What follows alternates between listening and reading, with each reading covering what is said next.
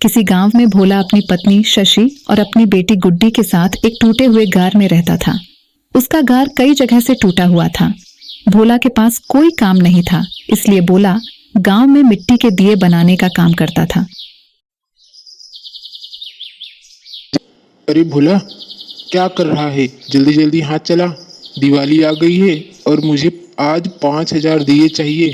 तू 5,000 दिए बनाकर ही घर जाएगा, नहीं तो मैं तुझे काम से निकाल दूंगा। और ये क्या इधर उधर मिट्टी फैला कर रखा है? कितनी सारी मिट्टी खराब करता है। तुझे काम करना है तो ठीक से कर, नहीं तो मैं तुझे लात मार कर काम से निकाल दूंगा। अरे नहीं नहीं सेठ जी, ऐसा मत करना, नहीं तो मैं अपनी पत्नी और बच्चों को लेकर कहाँ जाऊंगा। मैं आपको एक दिन में 5,000 दिए बनाकर दे दूंगा, लेकिन आप मुझे काम से मत निकालो।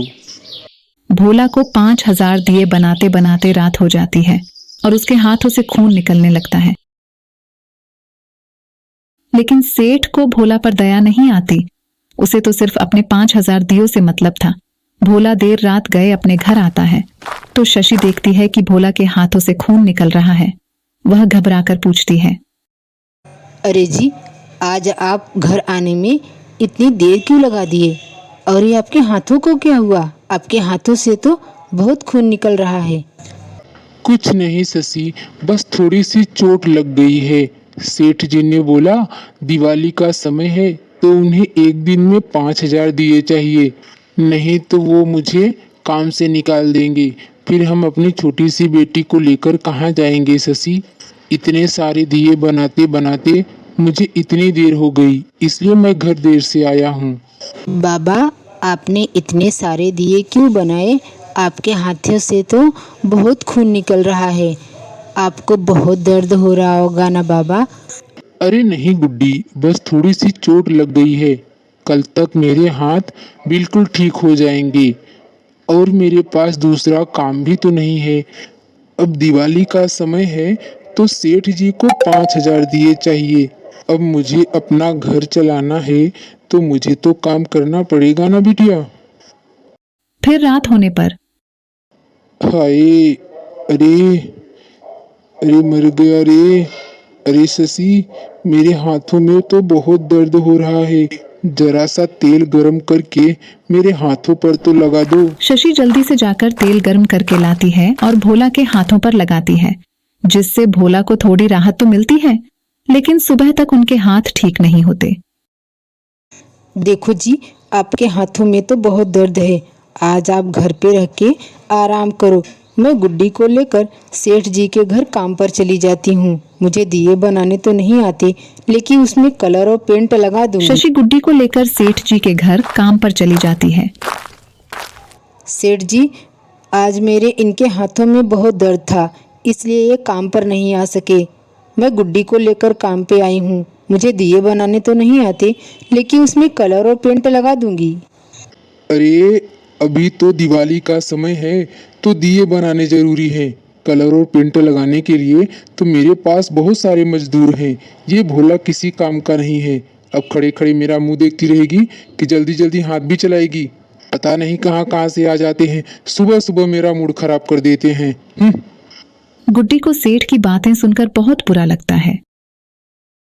वह तो सिर्फ अपनी मां की तरफ ही देख रही थी। शाम को शशि अपना काम खत्म करके घर वापस आ जाती है।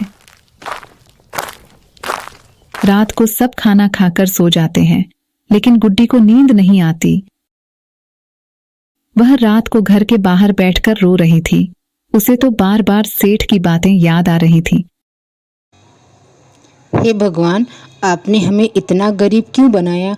मेरे माँ और बाबा कितने परेशान हैं। मैं तो बहुत छोटी हूँ, नहीं तो मैं भी दिए बनाकर खूब बेचती और अपने बाबा की बहुत मदद करती। गुड्डी की ये सब बातें गांव में रहने वाले चुड़ैल सुन रही थी। वह गुड्डी के सामने आ जाती है। चुड़ैल को देखकर गुड्डी घबरा जाती है। चुड़ैल, तुम तो चुड़ैल हो, तुम मेरे घर के सामने कैसे आ गई?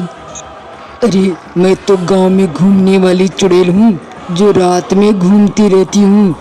तुम अपने घर के बाहर बैठकर इतनी सारी बातें बोल रही थी, वो सारी बातें मैंने सुन ली। मैं तुम्हारी मदद कर सकती हूँ गुड्डी। सच में चुड़ैल जी, आप मेरी मदद कर सकते हो? चुड़ैल जी, लेकिन मेरे पास तो मिट्टी के दिए बनाने के लिए चौक ही नहीं है, फिर हम किस पर मिट्टी के दिए बनाएंगे? तुम किसी बात की चिंता मत करो गुड्डी, मैं तुम्हारे लिए अभी मिट्टी के दिए बनाने का सभी सामान अपने जादू से ला देती हूँ। चुड़ैल जादू करती है और मिट्टी के दिया बनाने का सभी सामान आ जाता है। तभी गुड्डी कहती है, अरे वाह चुड़ैल जी, आपने तो एक पल में सारा सामान ला दिया, लेकिन मुझे तो मिट्टी के दिए बनाने आते ही नहीं, फिर हम कैसे मिट्टी के दिए बनाएंगे? अरे गुड्डी, तू किसी बात की चिंता मत कर, मैं तुझे एक पल में मिट्टी के दिए बनाने सिखा दूंगी। चुड़ैल गुड्डी को मिट्टी के दिए बनाना सिखा देती है। गुड्डी अपने छोटे छोटे हाथों से बहुत सुंदर सुंदर दिए बनाती है। अरे वाह गुड्डी, तो मुझसे भी सुंदर सुंदर दिए बना रही है। तेरे हाथ के बनाए हुए दिए कितने सुंदर लग रहे हैं। और अब तो सुबह होने वाली है, इसलिए सुबह मैं होने से पहले वापस जा रही चुड़ैल हूँ। वहां से चली जाती है।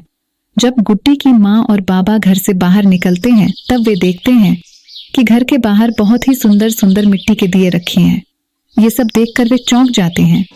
अरे जी, इतने सुंदर सुंदर मिट्टी के दिए, और वो भी इतने सारे, किसने रखे होंगे? इतने सारे दिए तो मैंने आज तक नहीं देखे। और गुड्डी गुड्डी कहाँ चली गई? मुझे दिखाई नहीं दे रही है। तभी गुड्डी घर से बाहर निकलती है और अपने माँ और बाबा को सारी बात बताती है। दोनों बहुत खुश हो जाते हैं और चुड़ैल का बहुत धन्यवाद करते हैं। अब तो भोला अपने घर से ही मिट्टी के सुंदर सुंदर दिए बेचता था और उससे उसकी अच्छी कमाई भी हो जाती थी। इससे उसके घर का खर्च बहुत अच्छे से चलता था। जब से भोला दिए बेचने लगा था, तब से सेठ की कुछ भी कमाई नहीं हो रही थी।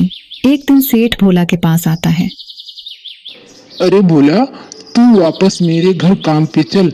जब से तू मिट्टी के दिए बनाकर अपने घर पर बेच रहा है, तब से मेरा पूरा धंधा ही चौपट हो गया है।